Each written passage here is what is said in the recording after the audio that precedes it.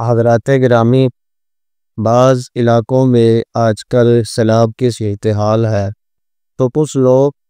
ان کو سیلاب میں ڈوبا ہوا دیکھ کر یہ گمان کر رہے ہیں کہ ان پر تو عذاب آ گیا ہے، لیکن ہمارے اوپر کبھی بھی عذاب نہیں آ سکتا۔ ہم ہمیشہ اللہ رب العالمین کے عذاب سے بچے رہیں، اللہ کی ہم پکڑ سے بچے رہیں، تو اس پر وہ کھلم کھلا گناہ کیے جا رہے ہیں، بغیر کسی روک تھام کے اپنی مرضی کے کام اللہ رب العالمین کی نافرمانی کیے جا رہے، اور وہ سمجھتے ہیں کہ ہمیں تو پکڑ نہیں ہوگی، ہم تو بچے ہوئے۔ تو میرے محترم بھائیوں، نوٹ فرمائیں، نبی علیہ الصلوۃ والسلام کی یہ حدیث جو کہ صحیح بخاری میں ہے، آپ علیہ الصلوۃ والسلام نے فرمایا کہ اللہ رب العالمین ظالم بندے کو چند روز تک مہلت دیتا ہے،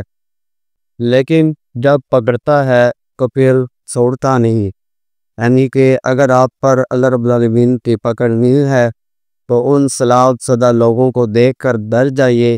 رجوع کر لیجئے، واپسی کا راستہ پکڑ لیجئے۔ اللہ رب العالمین کی طرف کیا گیا رجوع انشاءاللہ وہ آپ کو دنیا اور آخرت میں فائدہ دے گا۔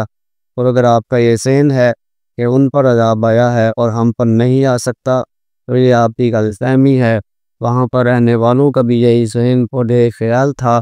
لیکن سن لیجئے، اگر آپ کو مہلت دی جا رہی ہے تو اس کا مطلب یہ نہیں کہ آپ کو کچھ کہا نہیں جا سکتا۔